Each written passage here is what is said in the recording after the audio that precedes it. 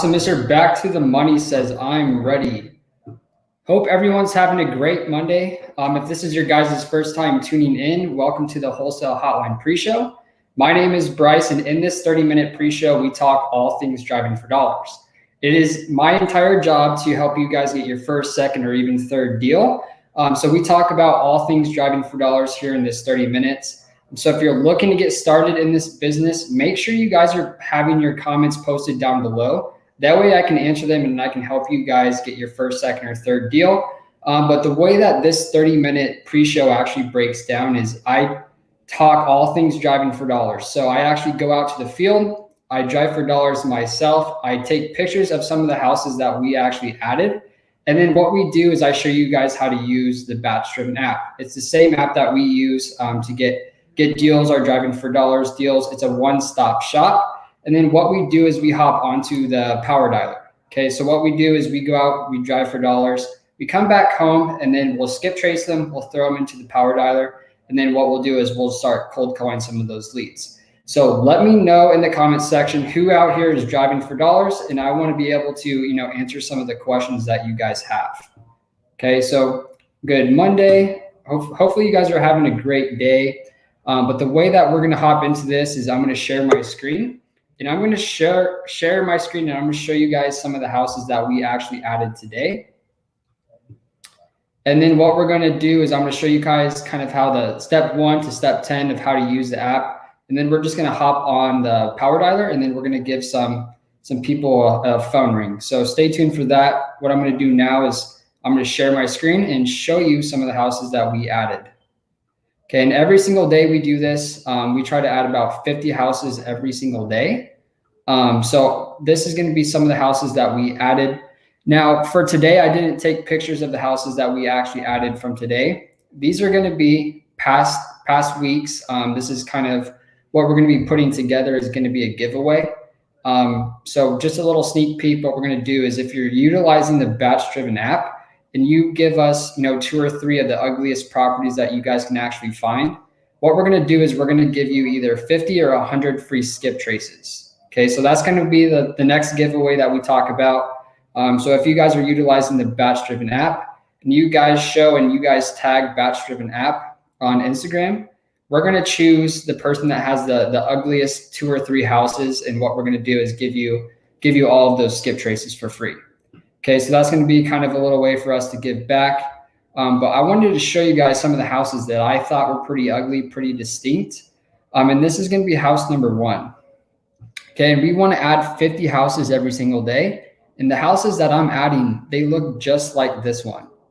Okay, so this one's obviously going to be added to my driving for dollars list. You can see that there's going to be some roof damage, and there's going to be a broken down car, and there's going to be piles of trash and junk. So right away, this one hits multiple pain points, and I'm going to want to add this one to my driving for dollars list. Now, today is Monday, and one thing that we do every single Monday is we'll create a driving for dollars folder labeled for the week. Okay, this just allows us to stay organized. So when we export our driving for dollars list into a power dialer, we know exactly, how to find those properties, how to find those leads so that we can easily export them.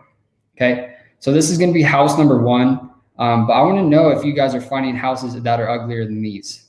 Okay, so that's going to be house number 1. House number 2. Okay, and this is also in Phoenix, Arizona. So one thing that stands out to me is obviously they have poor landscape. Their windows are, distressed. On the left-hand side, there should be a gate there, but that gate got knocked down. Okay, their AC unit is starting to rust. Okay, and that's another indication. That's going to be very expensive for them to fix. So we liked adding this one to our driving for dollars folder as well. Okay, and then this is going to be number 3. Okay, so this one is going to have poor landscape. It's going to have a boarded up window. It's going to have, trash and junk in the backyard. There's some broken down cars on the side of the house as well. So this one hits multiple pain points. So we're going to add this one to our driving for dollars list. Okay, and like I said, we're going to try to add 50 houses that just look like this. After I'm done showing you guys some of the houses that we added, I'm going to show you kind of the step-by-step process that we take utilizing the BatchDriven app. That way you guys kind of know, you guys kind of have an idea, okay, this is going to be step number 1. This is going to be, step number 5. This is going to be step number 10. Okay, and then these neighborhoods are so easy for me to find using the aerial view. I mean, this one's going to have piles of junk in the backyard on the side of the house. This allows me to know that this is a good area for me to start driving for dollars, right? Chances are if there's one property that's distressed just like this one, there's going to be multiple. Okay, so we always try to add 50, and I'll kind of show you guys what to look for once I'm done sharing my screen. Okay, so this one, obvious, there's going to be tons of junk everywhere. If the front of the house looks like this, imagine what the interior or the backyard looks like. Okay, and this one was a good one, simply because it's going to be vacant. I mean, they can't even get to their front door because of all of the landscape issues. There's their mailbox. It was clustered full of papers. That's another indication that it was vacant. Another good indication for you guys to look for is the driveway. Usually, if there's someone that's home quite a bit, there's not going to be any tire marks in the driveway. So that's another good indication that you guys should be looking for to see if it's a vacant property. Okay, but that's kind of my list. I like this one just because it's vacant. There's overgrown landscape that we talk about. The AC unit's going to be super rusty, and there's a bunch of trash in the backyard. Okay, so these are kind of the houses that you guys should be adding every single day. You don't want to be adding houses that just have poor landscape, right? When we talk about the KPIs, the key performance indicators, there's going to be about 500 houses per one contract. Okay, but what I don't want to happen is people are going to come to us and say, Bryce, we have about 500 houses. Where's my one contract? Well, then I'm going to say, well, are you adding 2s or 3s, or are you adding 5s and 6? Okay, so the uglier house that you guys add, the better likelihood of you guys closing that deal. So just keep that in mind. We don't want to be adding properties that just have poor landscape. We want houses that are overall distressed, just like this one.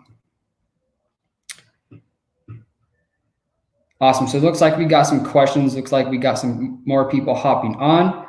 Kyle said added 25 properties so far and cold called for 2 hours.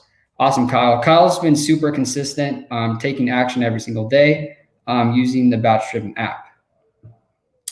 Jay White also been super consistent, says happy Monday, everyone. Awesome, guys. So let me know. Terrell says, hey, I want to pace the sub-2 students. If you have any questions about creative finance, traditional wholesale, you can reach me out on Instagram. Yeah, make sure you're squatting up with the sub-2 students. They're going to double your conversion rate just simply because they know creative finance. Robin, I don't know if that was intended for me to answer or maybe Terrell. Absolutely. Greetings from Costa Rica. Awesome. Costa Rica. Good tips. Yeah, Tyrell, let me know if you have any questions as far as how to utilize the BatchDriven app. It says, I'm here. Awesome. So what I'm going to do now is I'm just going to share my screen and I'm going to kind of show you guys the step-by-step process that I take the night before. That way, when I'm out there driving for dollars, I kind of have neighborhood number 1 and I have neighborhood number 2. TJ Jones, is this for students only? No, TJ. So this is called the BatchDriven app. It's an application to help you drive for dollars to help you get your first deal. Okay, so if you went to batchdriven.com/launch, that's going to give you a 7-day free trial and 50 free skip traces. And driving for dollars, I mean, I say this time and time again, it's how 80% of all people get their first deal. 80% of all people get their first deal from driving for dollars. So take that into consideration, try it out for free, see if you actually like it, and then maybe you can get your first deal from this way, just like I did. Okay, so I'm going to share my screen. I'm going to go through a step-by-step process with the BatchDriven app. Okay, so this is an area that I've already, as you can tell, I've already driven for dollars in this area. So what I like to do is I like to come on here. And the first thing that I'm going to do is I'm going to try to find a neighborhood that's non-HOA. Okay, so this one's, I know it's non-HOA because this is going to be the aerial view. It allows me to look for trash or junk in the backyards. Okay, so that's going to be step number 1 is go on here, go onto the aerial view. And I just type in, each city. So this one is in Mesa. And what I'm going to do is I'm going to try to look for, I mean, there's multiple things that you guys want to be looking for. There's going to be obviously junk or trash in the backyard. There's also a lot of people look for blue tarps on the roofs. That's an indication that the roof is starting to deteriorate. We're also going to look for maybe empty pools. We're going to look for things like that. So now that I know this is a good area for me to drive for dollars in, you can see there's going to be a bunch of trash, broken down cars. I know that this is a great area for me to start driving for dollars in. Okay, and excuse my my Wi-Fi, it's running a bit slow right now. But you guys can see there's going to be piles of junk in some of these backyards. And then what I'm going to do from there is I'm just going to copy down the address. Okay, so I'm going to copy and paste one of the addresses from this house. Let's say 1329, it has a fire mark. That means that that's going to be a hot lead for us. And you guys can see 1360 up here if my Wi-Fi will allow for it.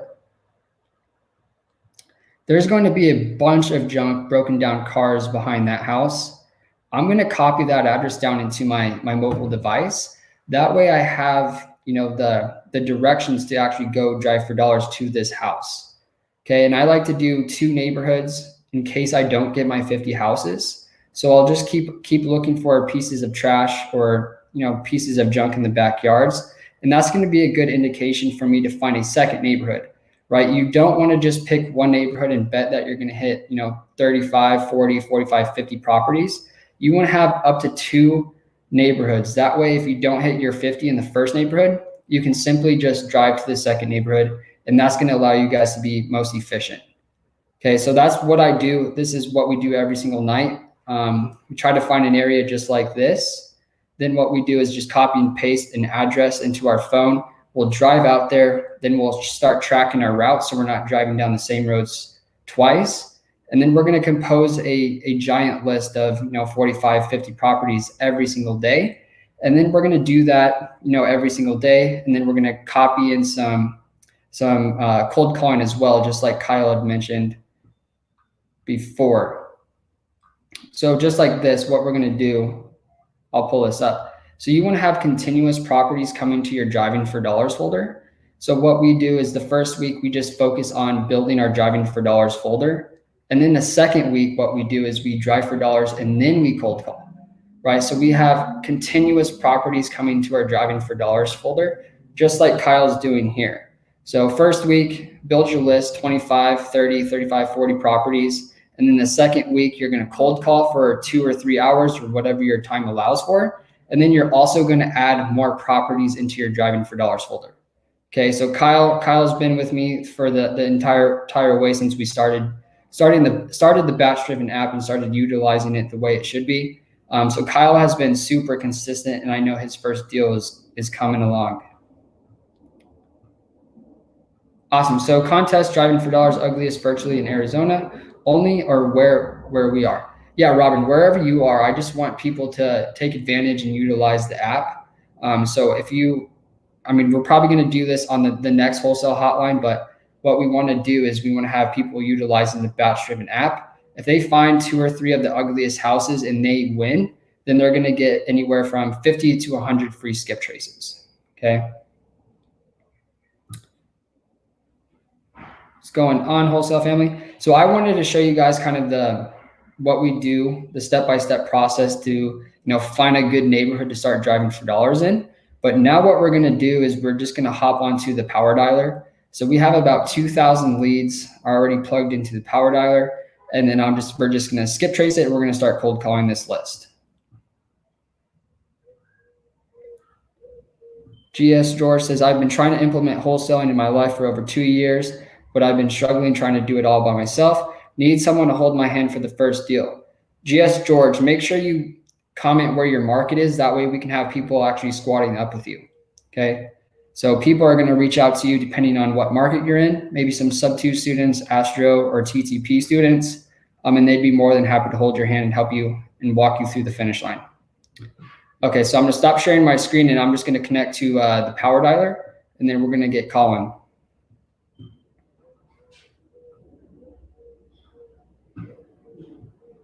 So we have about 1,700 remaining leads. So I've already called through quite a bit today. But we're just going to go from not available to available, and then we're just going to start hammering the phones.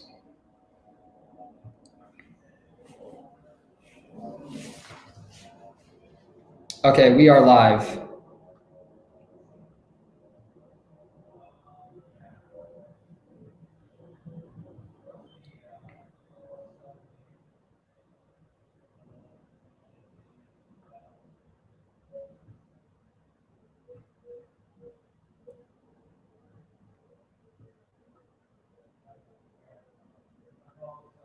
Okay, so what we're doing right now for the people that might not what we're doing, we plugged in all of our leads from Driving for Dollars, and now we've plugged those into a power dialer, and now it's constantly calling through.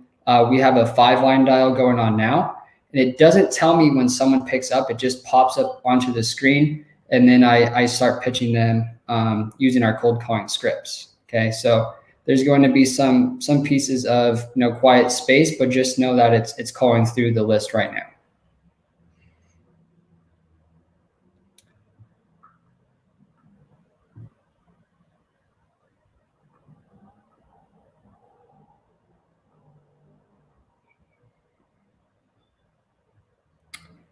Yeah, GS George says Terrell's going to help you out. He's a sub 2 student. But GS George, let us know what market you're in.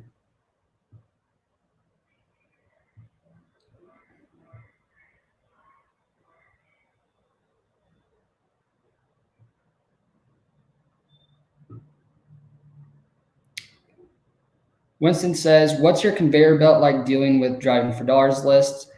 So Winston, we're going to continuously hammer this list time and time again, simply because we're adding 50 properties every single day. But what we do is we'll just push. It's utilized with Podio. So if we get a motivated seller on the line, then we're just going to push that into Podio, and then I'll be the one to follow up. Okay, but this list, it's going to be custom. It's going to be niche. No one else has access to it.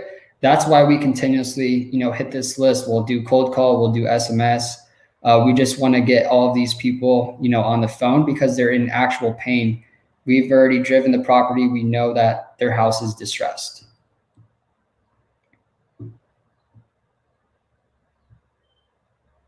So it's already called through about 52 phone numbers.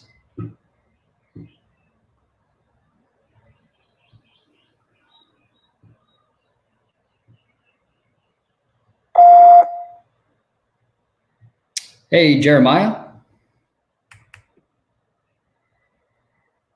Okay, that one went straight to voicemail. So I'm literally just gonna put voicemail, and then it's gonna do save and resume, and then we'll continuously keep calling.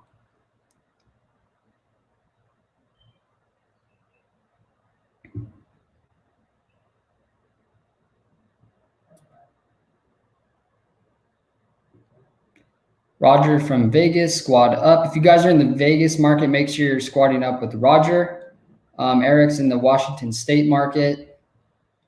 Gave a list of some zip codes, unless that's your phone number.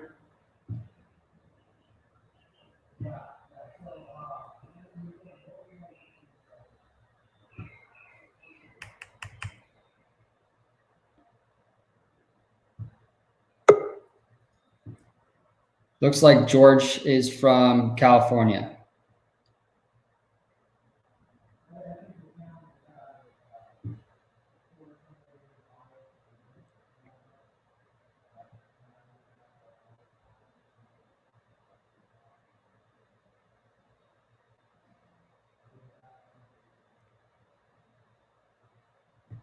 TJ, so we use everything under the batch umbrella. It just allows us to stay a lot more organized. So this is in a way like PropStream. I know PropStream allows you to drive for dollars, but we use BatchDriven just for driving for dollars. And then if we wanted to run comparables, then we would use batch leads.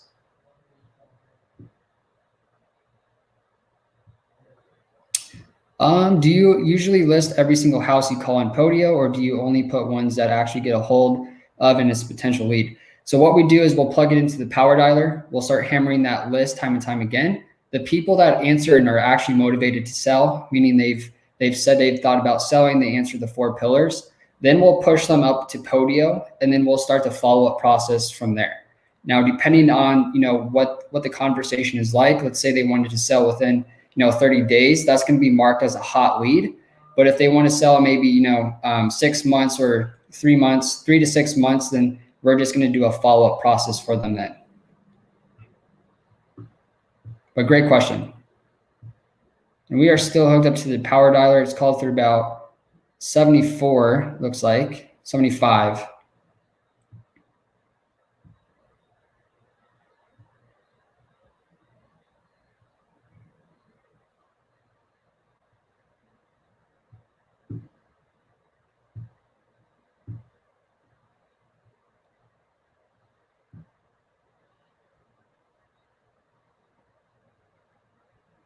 Yeah, of course.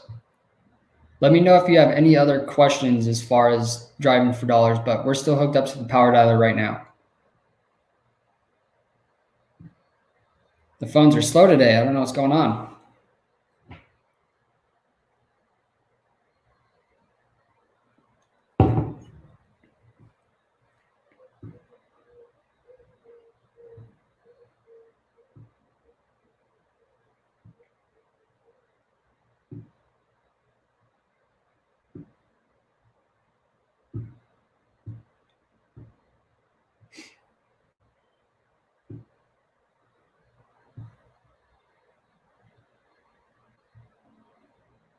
Terrell, it looks like Edwin might need your help if you want to make sure you squad up with Edwin.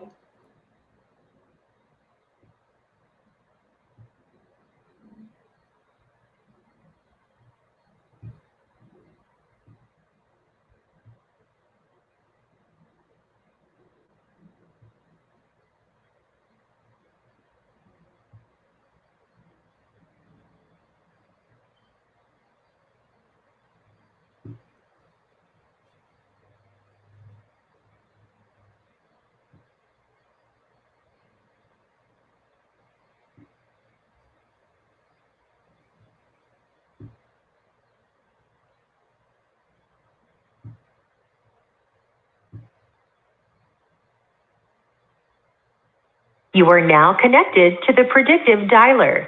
Okay, so I reconnected because it should not be taking that long unless we're set up on a 2 to 3 line dial. But last time I checked, we were set up on a 5 or 7 line dial.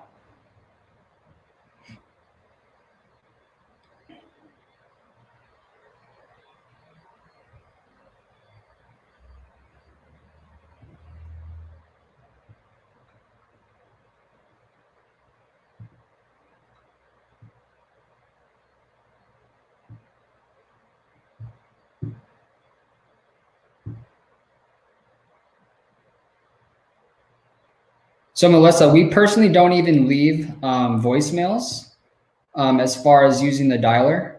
We want to get these people on the phone. It's going to be a super small custom niche list. Our contact ratio hasn't been as best as we thought it would, so we actually stopped using voicemail.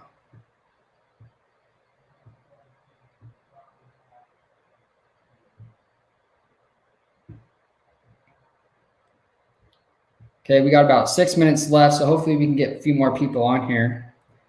But I don't know why it's taking so long to get someone on here.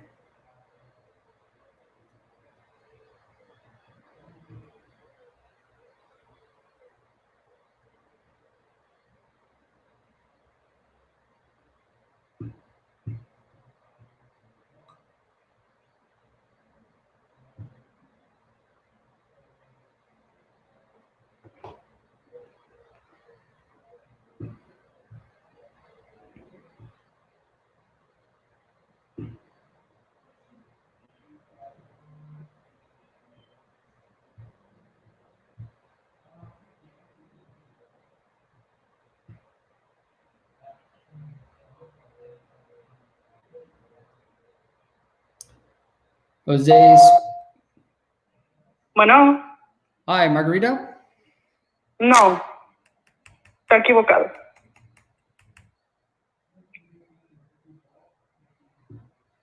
Okay, looks like they hung up. Let's see. So that one we're just going to do hung up, save and resume.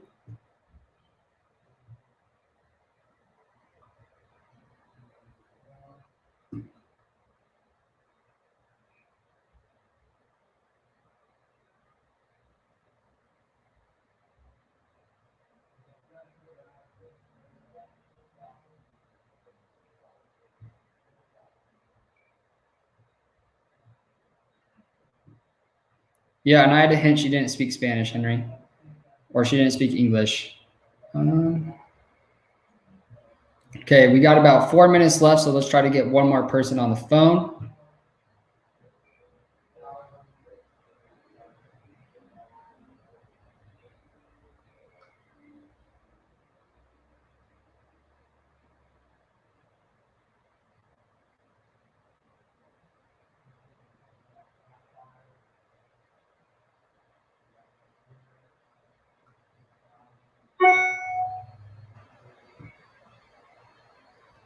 Okay, Eddie Fraser says, guys, anyone have a reliable title company in Pittsburgh that can recommend to me? If you guys are in the Pittsburgh market, make sure you reach out to Eddie. Looks like he tried to do a few posts in a Facebook page and hasn't had any luck. So if you're in the Pittsburgh market, reach out to Eddie and see if you guys can help him out, please.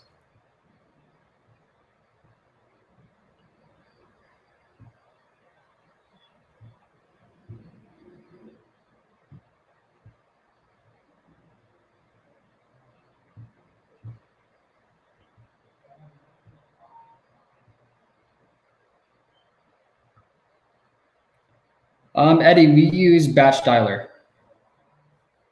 So we've been kind of back and forth from Call Tools and Batch Dialer, but we just decided to use everything under the Batch umbrella. It just allows us to keep everything super organized.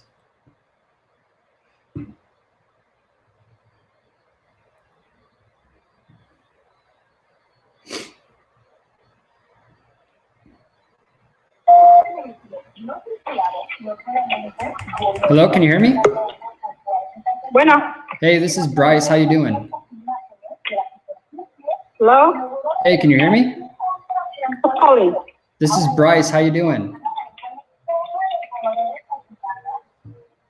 Okay, so they hung up. So that's just going to go hung up, and then we'll try to get one more person on before the Wholesale Hotline pre-show starts, or the actual show starts.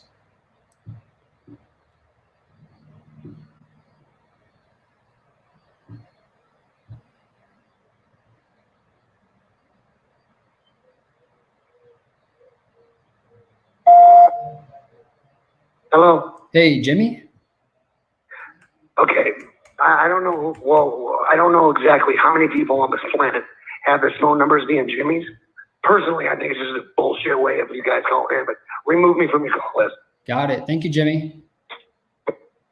Awesome. So he said, take me off the list. So I'm going to abide by what he said. So I'm just going to say, do not call, and then save and resume. But the show is about to start. So I just wanted to transition it to this show. But if you guys got some value from the pre-show, what we do is we drive for dollars. We build this list, we come home, we plug it into the Batch Dialer, and then we cold call it live. So you're actually seeing the process to help you guys get your first deal. Driving for dollars is how 80% of all people get their first deal. So thank you guys so much. Hope you guys got some value as far as the pre-show, and then we'll make sure to do this again next Monday. And then we also do this Tuesday through Friday on the BatchDriven YouTube channel. So if you guys want to come on there, 4:30 p.m. Arizona time, you guys can check it out there. You can ask even questions, and I'll be sure to be there to help you guys out. Awesome, guys. But hopefully you guys have a great Monday, and hopefully we have a great show. Thank you, guys.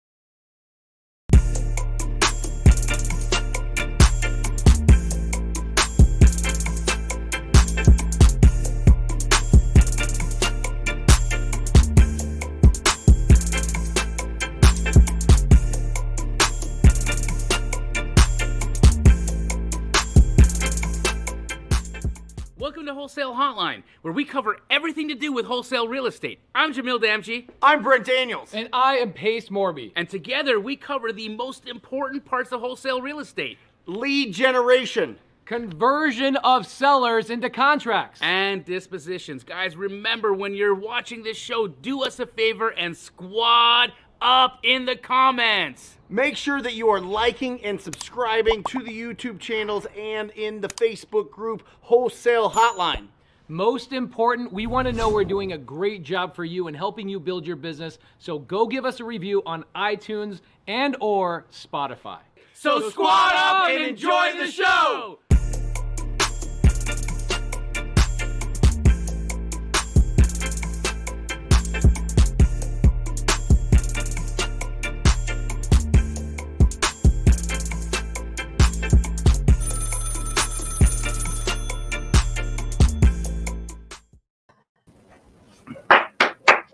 Here we go.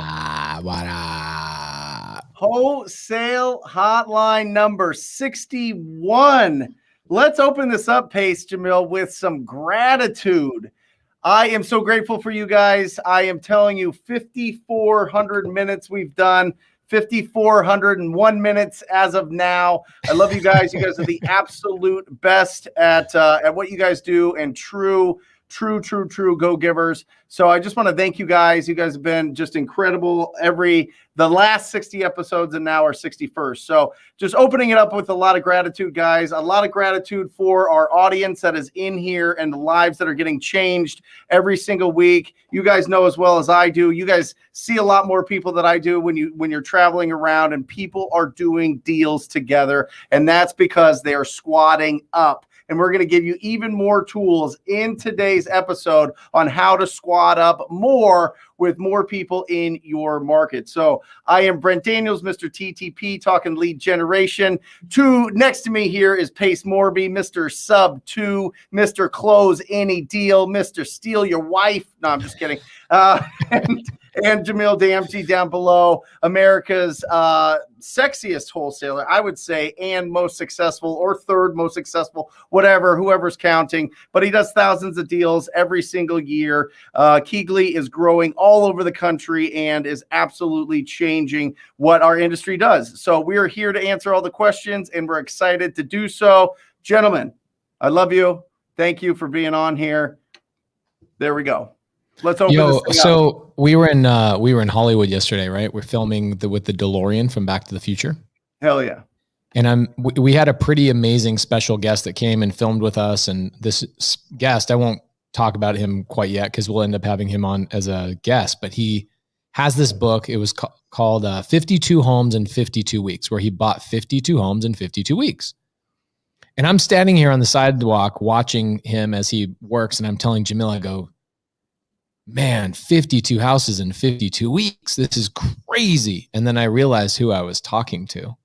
I was talking to Jamil, who does 52 houses in freaking 2 or 3 weeks. Yeah. Insane. I don't know anybody that does more deals than Jamil nationwide. So Jamil, you got to be number one, bro. I mean, it don't matter. I'm just happy to be with you guys, hanging out with my homies, living life. We had a fantastic meetup in Southern California. We got to meet, a ton of our Astro and Sub 2 students. It's funny. we asked the question when we were in the group, and it's looking like this more and more often, Brent. Pace asked, how many of you guys watch Wholesale Hotline? And every hand went up. Every hand went up. And so it's so amazing to just see how many people we get to reach every week, the impact that's happening in people's lives from what the three of us do here. And it's rewarding. It's really rewarding to me. I'm just super grateful, just like you, Brent, just like you, Pace. Happy to just be in the conversation and to stand with two giants like yourselves. Well, remember, everybody out there, if you want to destroy fear or worry, it comes from gratitude. I mean, that's where it comes from. Not saying that we need to destroy any fear as we open up the show, but I think it's a great way to start us off. I think it's a great way to show everybody what squatting up really means. We're all competitors, right? We all have the same leads in our CRMs, and we're all going to those appointments, and we're all trying to lock them up. You know what I mean? But we still collaborate. We still do a lot of business together. We still support each other. And that's the point. That's the point, is to be around people that are taking action every single day and are doing amazing things. And you become one of those people that takes action every day and does amazing things. So it's just an encouragement. It's just to show you that it is possible Doesn't matter the background, doesn't matter the situation, doesn't matter the experience level. It matters that hunger and that drive and the action. That's what really matters. And that's what we want to encourage and foster during these 90 minutes that we share every Monday with you. And it's incredible. It's an incredible honor to be on here. It's an incredible honor to be with you guys. And it's an incredible honor to answer the questions that we have from people out there that are actually out mixing it up in their different states and cities. It's absolutely incredible. So you want to give the title, Pace? Yeah. So we're going to be talking about the 10 ways to squad up and do JV deals together. This is something that comes up so frequently inside of my sub 2 mentorship that I have about, I'd say 15 to 20 students in my program that are making $150,000 to $200,000 a month doing nothing but squatting up with each other inside the mentorship, right? Doing deals with each other, right? There's a lot of students that have just entirely turned off their marketing mechanisms to either go after wholesaler dead leads together or go after realtors or probate attorneys or whatever. And they're all squatting up, making a ton of money together. And it is crazy to watch. I mean, I'm not saying only 15 are successful. I'm saying there's like 15 making $250,000 a month, right? That is crazy. The power of squatting up is something you can't really measure right out of the gate. And I can say I spent a lot of my 20s thinking, oh, I'm going to do everything myself. I'm going to work super hard. I'm the hardest working guy in the room. And the further and further I get in my business or anywhere in my life, I realize that literally 90 or more % of it is because of the people I'm around. It is tremendous. You started this off with gratitude, is that we need to be grateful that we are around so many people. Technology allows us to squat up and connect with so many people so rapidly that there really is, that's the cheat code to this business, is squatting up. So the actual topic of today is there are 10 ways to squat up and do JV deals together. And I have I have 9 written out. I'm sure you guys have at least 1 between the 2 of you. We'll split half.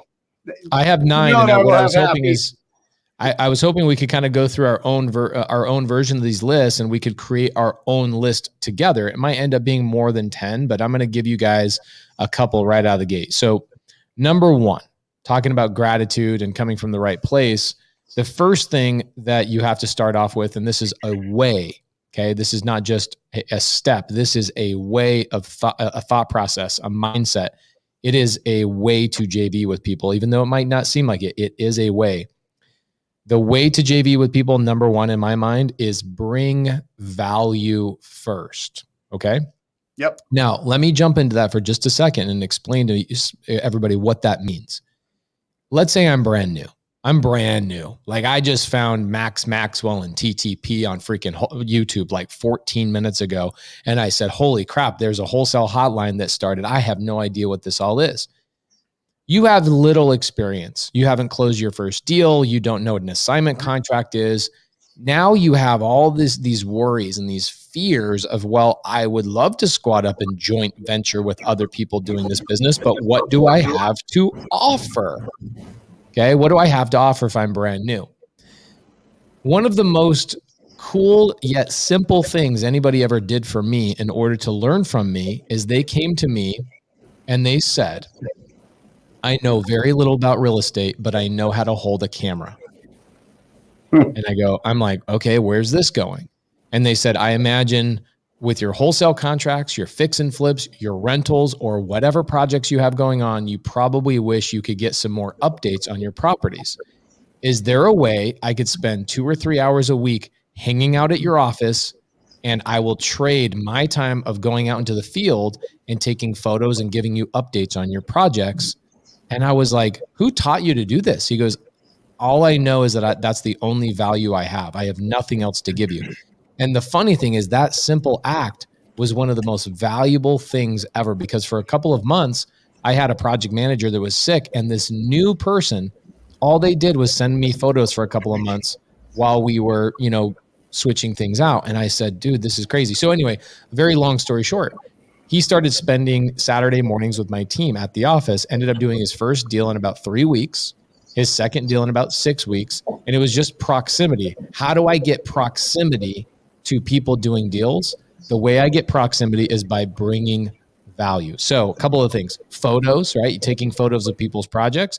I know Jamil has a really big fix and flip operation. His sister runs those projects. I think going to her and saying, hey, what can I do to make it so you don't have to drive all the way to Glendale on this week? I live over here or whatever else. Okay. That's one. Number two, errands, running any sort of errands. We had another guy years ago that would go, hey, if you ever need me to pick up something from Home Depot, you ever need me to pick up something from the landscaper, you ever need me to pick up something or deposit a check or go by your mailbox or whatever, I will do whatever it takes to have proximity to you and your team. Okay.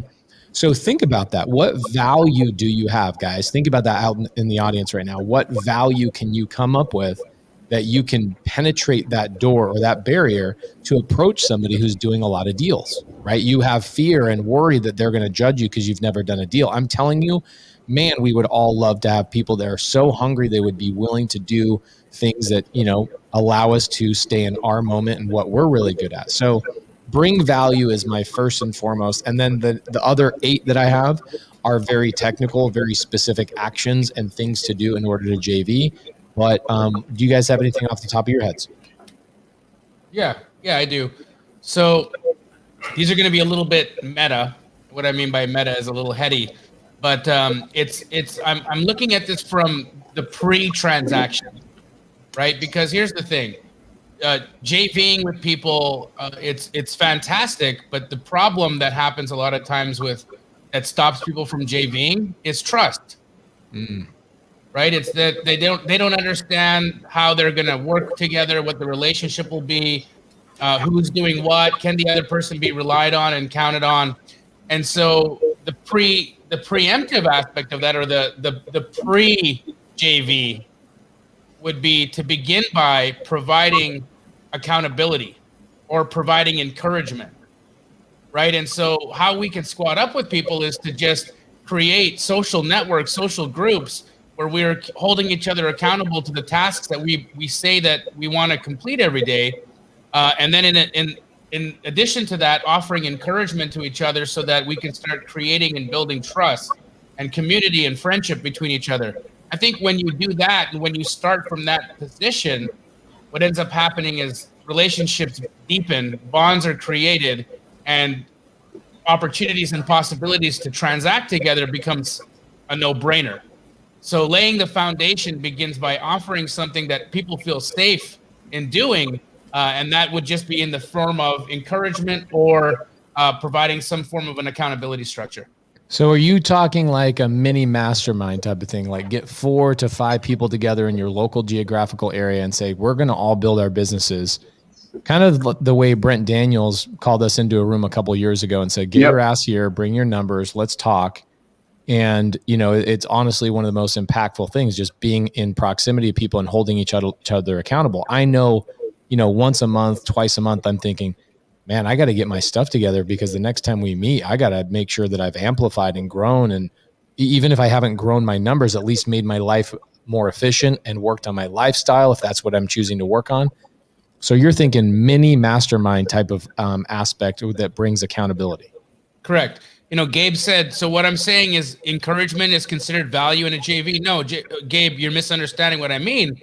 What I mean is before we get to the transaction, before we get to the actual structure of a deal, let's create a relationship with each other. Let's lay a foundation and let that foundation be in terms of being encouragement, being accountability partners, providing a structure of support that makes people feel that they can trust one another. And from there, JVs become very easy to do. Love that. Love it.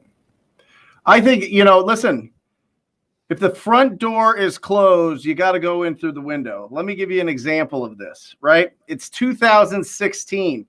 I am now understanding. I've been doing wholesaling for 2.5 years.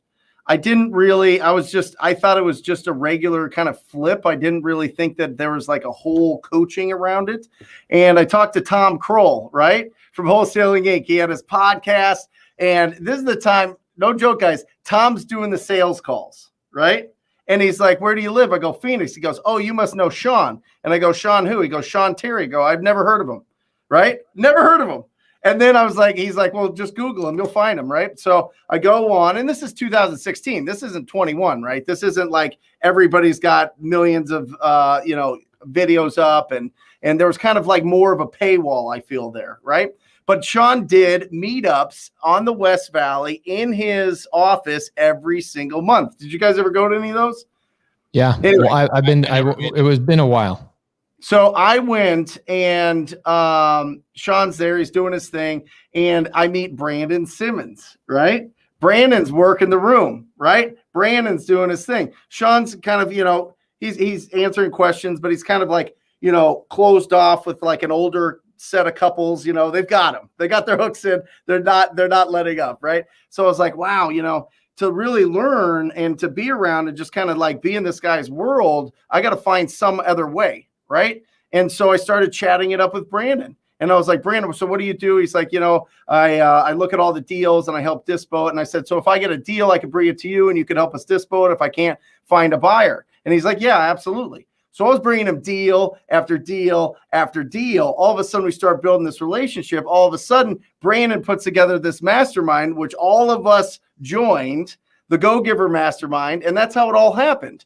But it wasn't because I was going to like DM and blow up Sean Terry. No, I was like, oh, who's the guy running his business, right? Who's the guy that's literally in the trenches day to day, right? So, I mean, I think that what you're, it's kind of piggybacking on what you're saying, Pace, is, getting in front of those people and saying, what can I do for you? You really want to make an impact?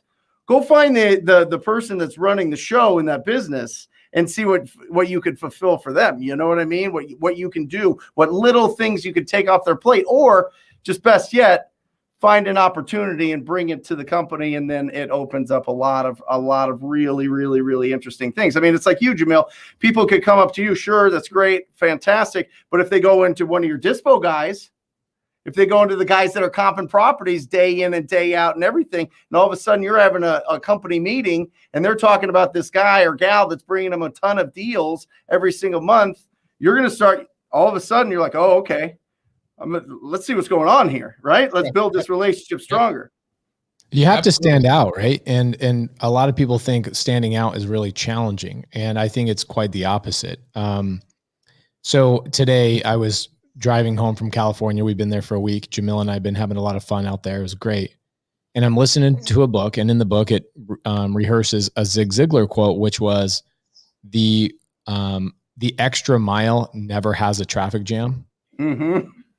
I was like, oh, damn, that's so good. Oh, that's so good. That hit me so hard, So, and I, you know these things, but just the way people articulate them in such a short, sweet way. So the extra mile, I'll give you guys a really quick story. Jamil and I are in Houston. We do a meetup. One of my students in Houston has this really cool childcare facility. We ended up having like 200 people show up to this thing. It was amazing. And this young kid comes in. He's probably, 19, 20. He comes in with a camera. And I was like, damn, Jamil, you hired a camera guy? He's like, no, did you hire a camera guy? I go, no. And I go up to the guy, I go, bro, who hired you? He goes, I just came here to provide value to you guys. I just know how to hold the camera. I just thought I'd get some B-roll and some shots for you guys and testimonials and just provide value to you. Here's what's funny.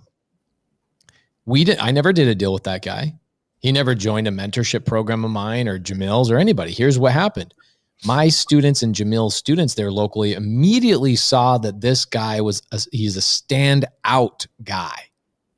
He had something special about him because he took one little extra effort, and they go, whoa, this is a guy I want on my team. So they all went to hire him as an acquisition guy because they realized if you have the thought process of going the extra mile as a natural knee-jerk reaction, it's guys, going the extra mile never has a traffic jam. I promise you that. So that it's super interesting that a room of 200 people and the simplest action made this guy, you should have just poured like green slime from Nickelodeon on all over him. That's how obvious it was who this guy was. Like he just stood out from a crowd because he did something extra, and he did something out of his own accord, not because he was told to do it.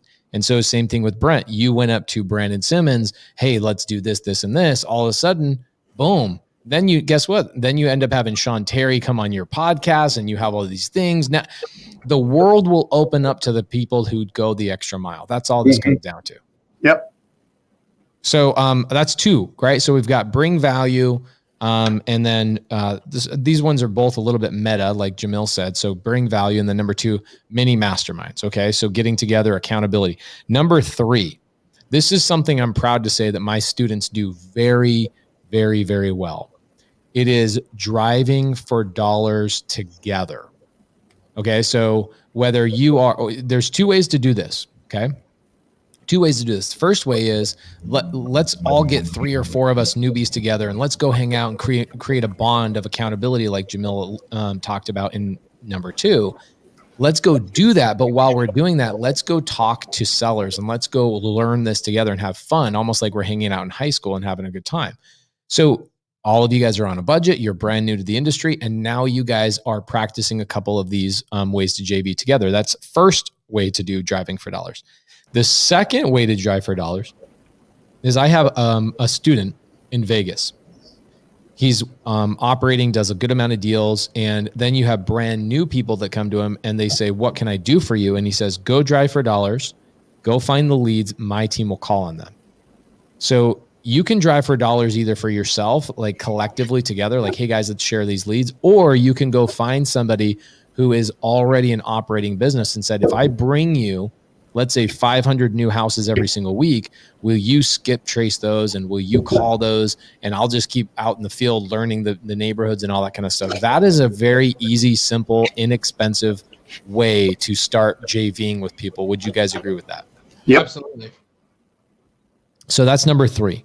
Another one that I really liked, and this is number 4, and I think about Brent Daniels. I don't remember what you called these, but I think it was the Power Saturdays. Yep. Super Saturdays. Super Saturdays. Gosh, dang it, man. Super Saturday. Why don't you tell us what Super Saturday is? Guys, this is fantastic. You get together. Now you could do this virtually, or, hopefully you could do it in town with somebody, get in the same room, get a pizza, and you show up at 9. By 9:30, you kind of go through your scripts, kind of get a vibe of everybody that's going, and then you just take turns on the dialer. Right. So you just make some calls. Somebody's watching you. They're encouraging you, and then you pop off. So every 15 minutes, somebody else jumps on the dialer and makes those calls, and it just gets you into that rhythm. And you could do that from 9:30 to 12:30 and call it, or you could do it all day. But I would invite everybody in to my real estate office that wanted to come. A lot of realtors, a lot of people that I met in like a Bigger Pockets meetup group. And we would just be making calls, and everybody was so afraid. And then they see me making calls, and they're like, "That's not so scary." And so it's just, it just kind of gives you some really cool camaraderie where everybody like gets up to the plate. You know what I mean? It's like everybody has to try a little bit, and then you just start working on it, and you see, who's the best here, who's doing, who's having the better conversations, and you celebrate it, and you ring a bell, and you just have a really good time. But it's just a different way of hanging out where you're doing income producing activities. I mean, it's Brent, yeah. You couldn't have brought this up at a better time, and you just led into something I really want to talk to the audience about. Okay. So you talked about, kind of role playing, getting things going, getting everybody on the dialer, encouraging each other. So my students in sub 2 have invited Astro students and TTP students and Steve Trang students into a Wednesday role playing competition. Mm-hmm. Okay. So last week we went through multiple brackets. We had like 300 plus people on the Zoom call, super private. My students asked to allow the full audience from Wholesale Hotline to come in and watch the final competition. So it started out with 16 on each bracket, and it's come down to one head-to-head role playing. So it's going to be a proven closer. He's been in the business for a long time, incredibly good. His name is Don Rich. And then we've got another lady that has just recently jumped into real estate, but she's made it all the way through the bracket. And so they're going head to head, where we're going to ask the audience if they want to come out and watch this, because it would be a really good way to show everybody, this is how y'all should go out and build your own role-playing competitions, right? It costs no money. It costs nothing. Okay, it's just role playing. And then what happens is we all judge it afterwards and go, okay, you could have done this better. You could have said this better. Hey, when the seller says this, da, da, da, da, da. So we end up having somebody pose as the seller. Then we have one person, the head-to-head combat. They essentially have 20 minutes to try and close this seller. And then the other student or the other person that's combating them or role-playing competition, competing with them, they come into the Zoom. So they didn't watch the call before. Right. So they're coming in like, okay, I don't know how well the guy before me did. And then what happens is you rate it all out and it takes about, 45 minutes per bout. So everybody in the comments, if you guys are interested, I will give you the private Zoom link on Wednesday. It's not a webinar. It's not a funnel. It is straight up Zoom link. Come in, watch the sub 2 students, because what we're thinking about doing is creating some sort of cross student platform like sub 2 students, Astro students, TTP students, and coming up with a role play competition that we do every quarter and have a blast together by building a community together, because that's what this is all about. So I would say, piggybacking off of what you're saying, which is, hey, let's go in, let's do a super Saturday where we all take turns on the dialer.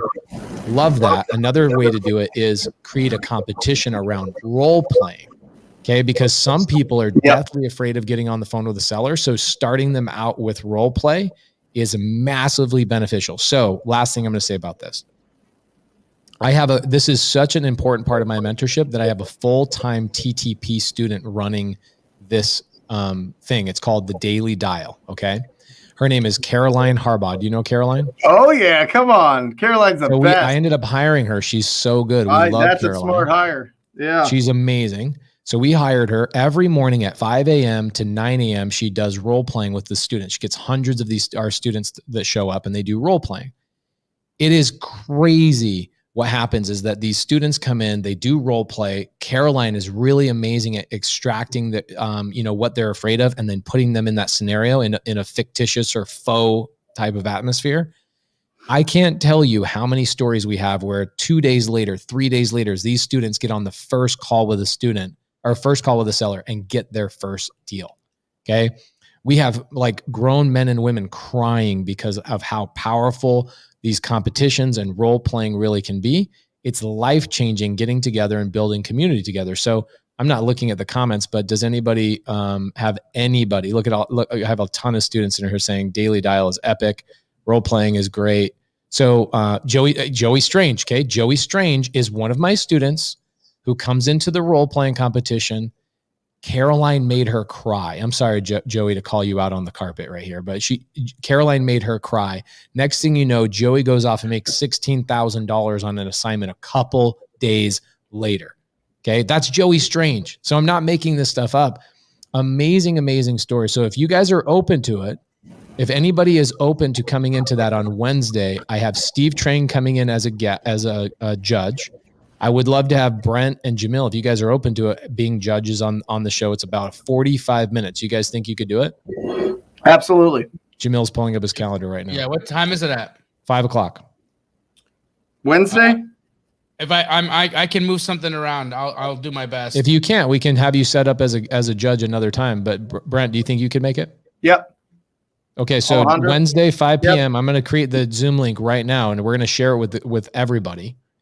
Okay, we're going to try and get 500 people to this thing and just watch how a role-playing competition should operate. Awesome. And then what we'll do is if people get value out of it, we'll keep doing it. It'll be a lot of fun.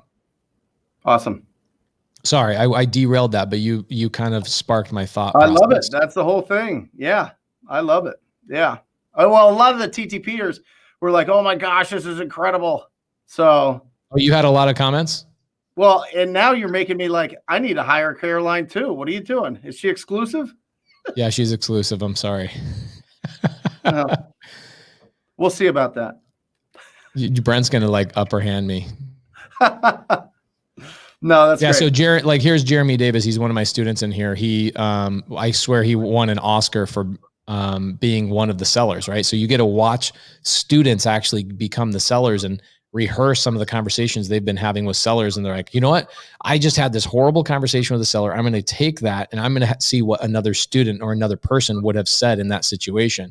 It is crazy. Wow. GS George, you guys are amazing and restoring my faith with the real estate game. That's freaking cool. That is cool. So freaking cool. All right. So I'm going to shut my mouth for a couple minutes. I'm going to create the Zoom link so I can share with everybody. You guys want to jump on a couple other ways to JV? Sure. Brent, you got something for us? Go ahead. Well, I just, I think that it really helps, Jamil, what, kind of, we've touched on it a little bit, but I don't know how many people really know how you established what you do. I mean, you're the master at the joint venture. You're the master of squatting up with people around town. I mean, you went around and you matched up cash buyers with distressed property owners. I mean, that's the ultimate, right? That's the ultimate squatting up in your market. I mean, you're getting so many referrals and you were able to keep a lot of the profits, which allowed you to grow Keegley, which allowed you to, spread this incredible business through around the country. So, I mean, as we start in this business, we go and we look for distressed property owners. We look for ugly houses. We get their phone number and we have a conversation with the property owner.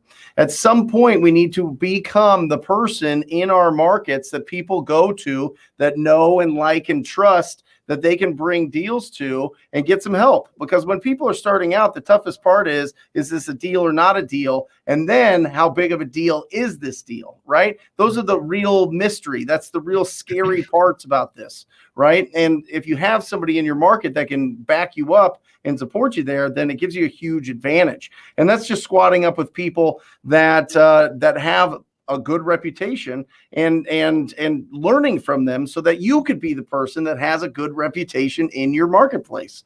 And that all comes with squatting up when you're starting, finding those opportunities, bringing it to the people that you want to be like. Yes. Are you going to sacrifice some of the profits to some level? Sure. Is it worth it? The millions of dollars of process and experience and everything that you get from it? 1,000%. Listen, most jobs you have to apprentice at for like a year or two. What if you had the mindset that you were apprenticing out there every single day looking for opportunities and bringing that to people that are where you're at now? I mean, it's crazy. Most places you have to go to school for 4 years or you have to apprentice for years and years and years. We get into this business with zero or little to stop us from jumping in, right? There's not a big hurdle to get into this. And we think that we have to do it all ourselves. You really don't. I mean, you could be around incredible people if you bring them opportunities, and then you could be that incredible person that people bring opportunities to. And Jamil has shown that. So I think, it all goes back to bringing that value to somebody that you look up to, that you really respect, that is going to help you out. Awesome. To get into that more specifically, because, as you had mentioned, Brent, that was my primary strategy, and it's been my strategy from jump. The way that I have approached the wholesale business was from a cooperative standpoint. My thought process was I am not a fan of the one-trick pony. And for me, I feel like that's a lot of work. You don't get to build anything that's residual. There's no form, there's no relationships, ongoing relationships. You talk to a seller, the seller, you and the seller contract, you buy the house, you wholesale the house, the relationship is over. Very rarely does that turn into 2, 3, 4, 5, 7, 10 houses. Very rarely. Occasionally they'll become friendly, and like Pace has been able to turn some of his sellers into private money lenders. That can happen with good rapport building and good relationships and good performance. But for the most part, a lot of those sellers disappear, right? And so because of that, it's very expensive and it's very time consuming, and it can be prohibitive to create a business with consistency when you're talking about a business model that can be transactional. So to turn this into a more concise methodology for those listening, what are some services that you could provide to people that could allow you to provide that value, right? And one of them, you guys know, it's something that I have a lot of stock in, which is providing a service like comping deals, right? Comping deals for someone, comping deals for wholesalers is really, really helpful. And I'll tell you, I mean, look, we've been doing this a long time, and my students have been at this for a while, and still I will get 20, 30 emails a day. And I check a cross section of them to see what the numbers look like. But I'll get 20, 30 emails a day that will have a property, an asking price, and an ARV. And then when I check what that ARV is, the posted ARV to reality, it's not there, right? They've just made a big mistake in evaluating what the property was worth. And so by sharing that, as you learn that skill and as you get better and better at doing that, share that skill with people. If a wholesaler sends you a deal and you have the opportunity to comp it and they've made a mistake, don't call them to harp on them and give them crap. Call them to give them a coaching moment, or ask them, hey, look, I'm looking at your deal. Would you mind sharing with me the comp you used? I think I'm missing it. I can't see how you got to this value, and I'd love to take a look at this deal closer. Oftentimes they'll give you the reason or the explanation or the gymnastics they went through to try to get to that ARV. And then you have an opportunity to build rapport and provide value to that person, right? So helping comping a deal. Another piece of value that I think you can provide to people is, for those of you that are a part of Pace Morby's mentorship, or if you've understood anything about creative finance, creative deal structure. Look, Pace and I had the pleasure of meeting and hanging out with Dolph DeRoos over the weekend. And for those of you that aren't familiar with him, he's an old school real estate just juggernaut. The man's an amazing guy. He's done a fantastic job out there in the world of real estate. But what he does that is different from everybody else that's in this space is understanding creative deal structure. Not just from creative finance, but how to look at what is the highest and best use of a deal. Yep. And if you can think in those terms, for instance, if there was a deal I did in Arcadia, Pace, you might be aware of this one, Brent. I think we've talked about it before. It was a house that sat on an acre of land that was on the MLS for 9 months for $1 million, and no one could figure out, or nobody wanted to buy this house because the mansion that sat on that acre of land was really specific and really custom, and no one liked the materials. Everybody was looking at this piece as a mansion. But the moment that Monique Walker brought it to me, what I saw was that we had a mansion on an acre of land in Arcadia for $1 million. And I was able to restructure that deal as a land play where you bulldoze the mansion and subdivide that into 6 lots. And I was able to wholesale that in 15 minutes for $100,000 lift. I helped the seller, I helped the agent, and I made a massive check on that, all by having a different viewpoint of what that deal structure should be.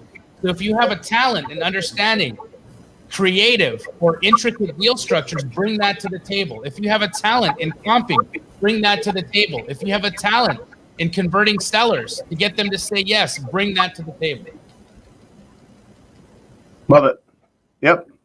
I think one of the things, Jamil, that you were great at years ago, I mean, still are, but one of the things as you were building everything up, and I think that this is even for some people that are have similar businesses to you, what I found, the people that do the most joint venture deals are the people that actually respond to their text messages, right? They actually return phone calls in a timely manner. Listen to me. You want to set yourself up from 95% of everybody else?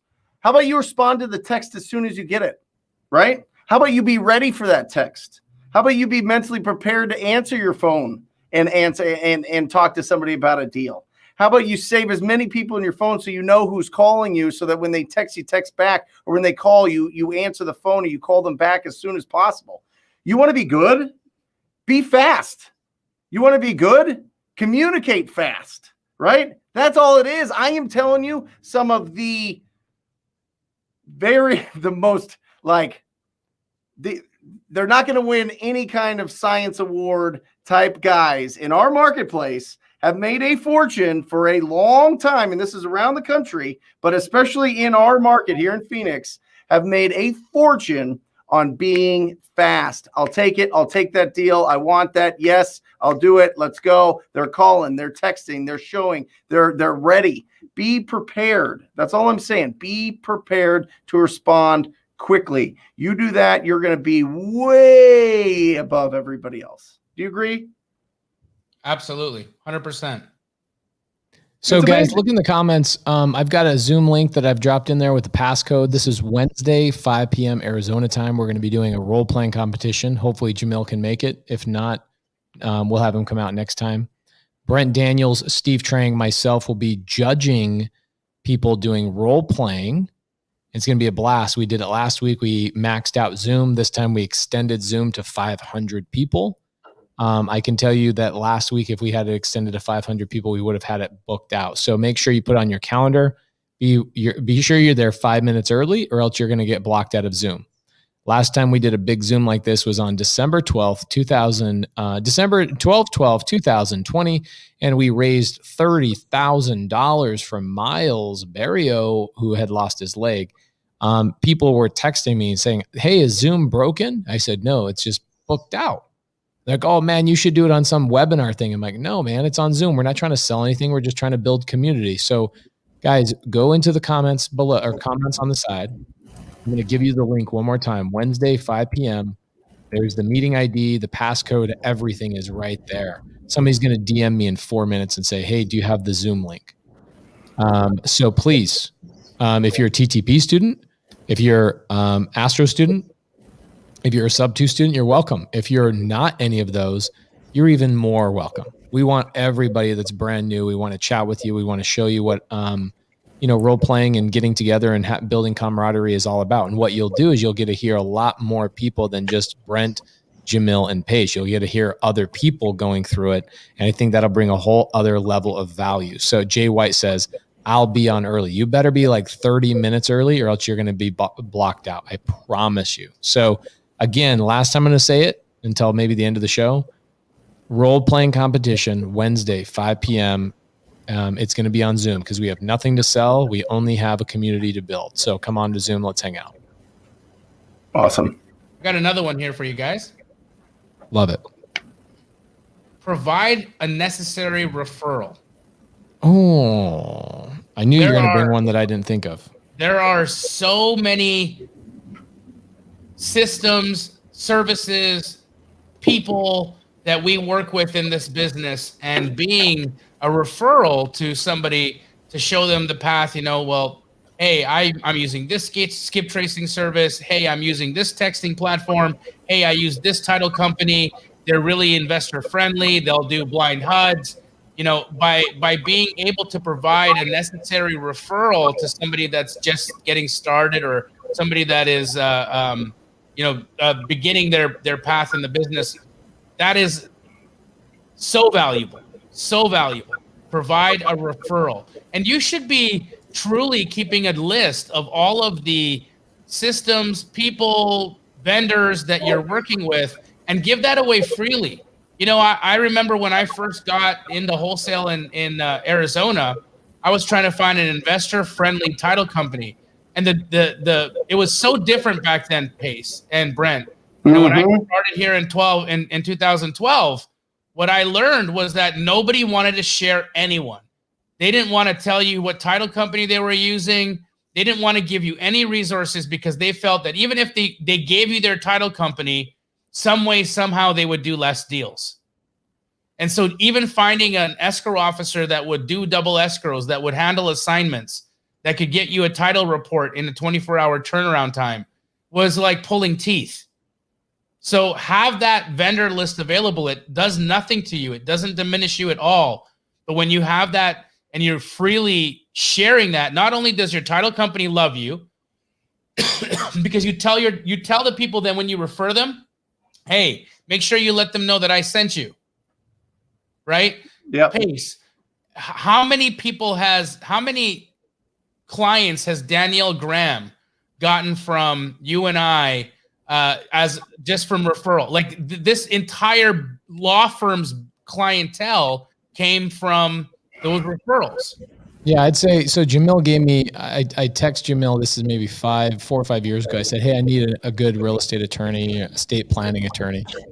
I'm using her right now. I mean, she's been a vital part of my business for 5 years. So I started using her because Jamil was very open. He was an open book. Like, yeah, man, here you go. Here's my resource. And then I give her to the Homevestor franchisees here locally. So she picked up 30 clients. Next thing you know, I see not people I don't even know are talking about her on Instagram. Like, oh yeah, my attorney Danielle Graham. I'm like, man, Jamil single-handedly built 95% of this law firm's business because he was willing to give out that resource, right? Yeah, dude, huge amount of business has come from that referral. And then you think about the title companies, Eileen Brown, you look at all of these businesses that just blew up from referrals. It's an incredible way to love the people you do business with, a great way to show gratitude for the people that you're working with, and in return, blessing other people with a resource, blessing other people with a connection, and that will always find its way back to you. Hey guys, check this out. So I just got a text message from Jared Piper. Speaking of JV, he sends me an address and a phone number. Do you want me to call this seller right now and talk about seller finance to the seller? Do it.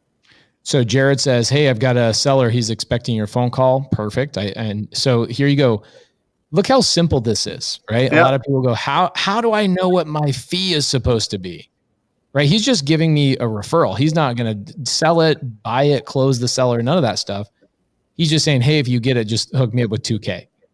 That's how trusting these relationships can be. Okay. So who wants me to call? Go for it. Crap. Where's my phone? So JV is huge. I mean, going through and talking about what Brent just talked about is that just picking up the phone and replying is light years ahead of everybody else. And you're responding to him right now? Yeah, I'm replying to him because I've got my screen right in front of me while we're on the podcast, so I don't miss any text messages. That's what I'm talking about. I don't want to miss out on any deals. And this is going to be, well, we don't know what this is. This is a sub 2? It'll be seller finance, which is same thing. Love it. Let's try it out. Let's do it. So seller's name is Jeffrey North. I have no idea what to expect. I kind of prefer it that way. I prefer to go in blind.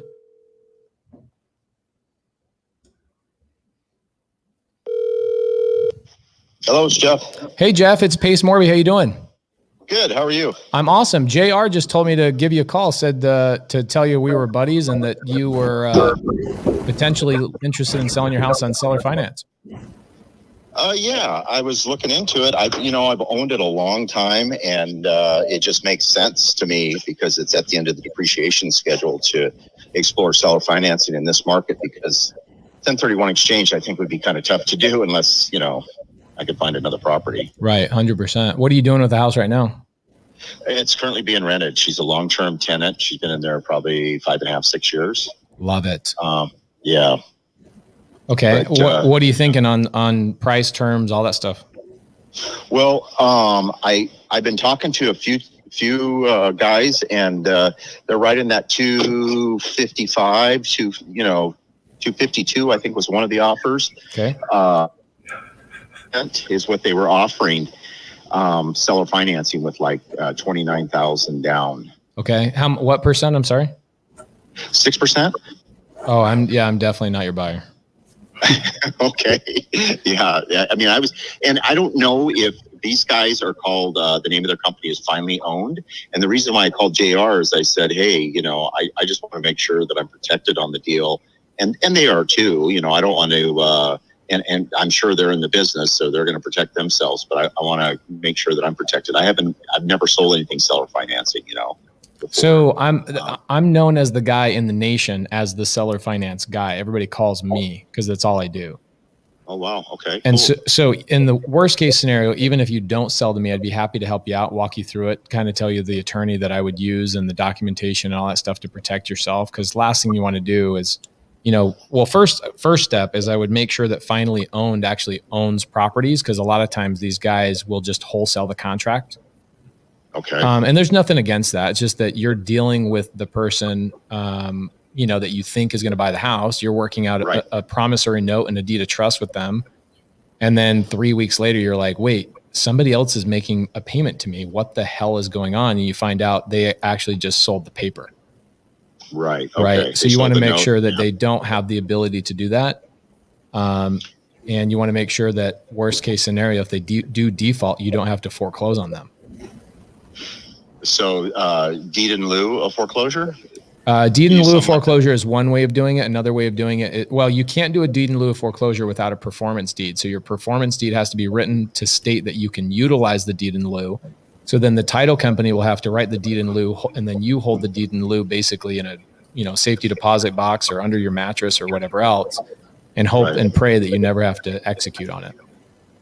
Well, and he also told me that he says, I preferred for the deed to transfer at closing. I says, well, doesn't that leave me no leverage? If that's the case, if I transfer the deed out of my name, I mean, it doesn't make sense to me unless you're paying the thing off. But yeah, so it would be called selling it to him on an agreement for sale, or in another state it'd be land contract. Right. Okay. So you would hold the deed. He would not hold the deed. The disadvantage of that is, the advantage for you is that you have a lot more control, which is awesome. But the disadvantage to him is that he won't be able to then use depreciation like you have. Oh, okay. Right. So I mean, it makes sense for me. Probably 1 out of 20 houses that I buy, I will buy on land contract or agreement for sale. And the other 19, I'm really trying to get the deed because I really, really want that depreciation. Right. But here's the thing. 6% is ludicrous in my personal opinion, just with all the opportunities that a guy like me has. Most of my sellers are anywhere between 0%, believe it or not, all the way up to like maybe 3%. Okay. But what we do is we give them other things, maybe a higher purchase price, right? So the challenge is you get a 6% deal with somebody that doesn't have really a lot of leverage. My thought is, if these guys don't own at least 20 rentals, do you really want to sell or finance to these guys? Right. Yeah. So Yeah, exactly. The easiest way to do that is a simple, county recorder's search or assessor, and see if finally owned actually owns property.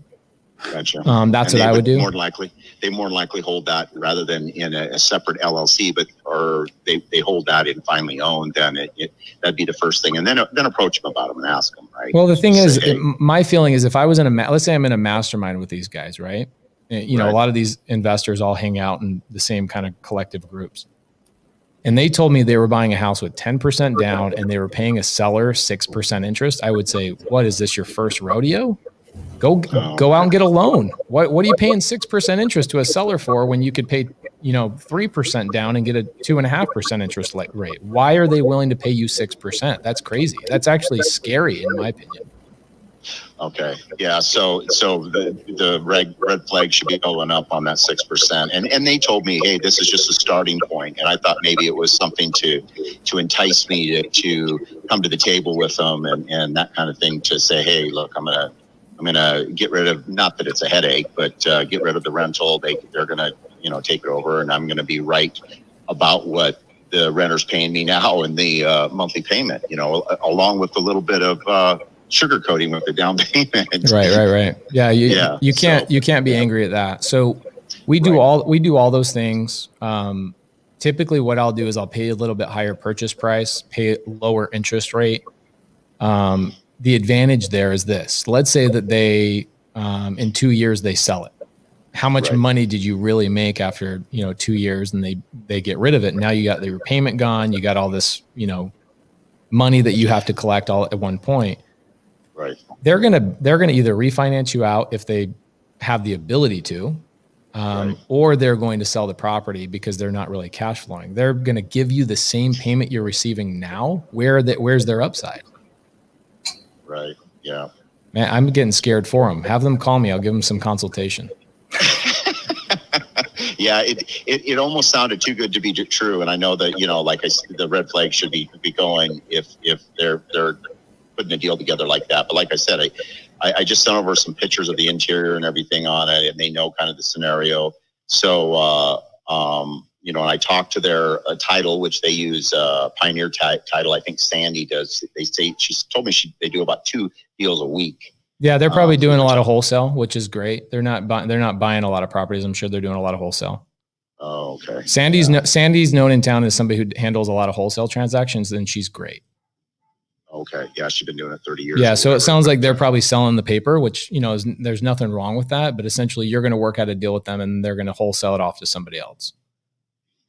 Right. Well, and the other side of it is I thought, why not me just be the bank and do a lease purchase on it? But then, I'm kind of at the end of the depreciation. So it's like, you're still in that same landlord type deal until it's executed. The lease purchase is executed. So my feeling is that's why I was like, a seller finance situation for most of my sellers are, there's a phase, right? There's a phase of your life where you go, look, I don't want to collect the payments. I don't want to deal with the tenants. I don't have to deal with the repairs. I just want a monthly payment and I want an interest rate on the price, right? It makes a lot of sense. Right. So my feeling is you're going down the right road. I do a lot of lease purchases, but I wish I did more seller finance, to be honest, because they're a lot easier. Okay. What I would do is stay on the road of the seller finance. Make sure that whoever you have draft the documents, you can use my attorney if you want. I'll refer you out. I'll give you a copy of all my docs that we use. But more than anything, I would verify that these guys actually own 20 properties or more if you're going to sell or finance to them. Okay. And then what I would do is I would make sure your contract with them states that they cannot assign the paper. Oh, okay. Well, and one of the things, and I did mention that to him. I told him, I says, that's what I'd be fearful of. And he says, well, we would put in the contract, or we can put a clause in the contract that allows you to recoup some of your interest and all that stuff in that contract type deal. So in other words, like a prepayment penalty if they pay it off early before term, because it's like an 84-month term is what they drew up. Oh, so you got a balloon on this thing. Yes, exactly. Got it. So what's your balloon? What are you trying to do? Like a 7-year balloon? Yes. Got it. Okay. Man, this sounds like way too good to be true. They're going to give you full asking price, over 10% down, 6% interest, and a 7-year balloon. You're getting your cake, you're eating it too, and you're getting a cupcake on the side. That's what scares me. Wow. Yeah. So I'm glad I called. I called JR and he referred me to you. Yeah, he says you're the guy for seller financing. Yeah, look, here's the thing: we buy enough properties. We're all over the nation. I primarily buy in Arizona. That's my backyard. Okay. Even if we don't strike a deal, I can give you resources and help you out. And you just let JR know that I set you straight. Okay, will do. All right, shoot me a text and remind me what you're looking for. And I'll see if we can match that. And then what we'll do is we'll provide everything that you want. And if you decide not to go with the other guys, I'll give you everything else you need resource-wise, paperwork, attorney, all that stuff. Okay, fair enough. Awesome. Thank you. I appreciate your time. Thanks so much. See ya. Bye. Wouldn't you hate to go into an appointment after me?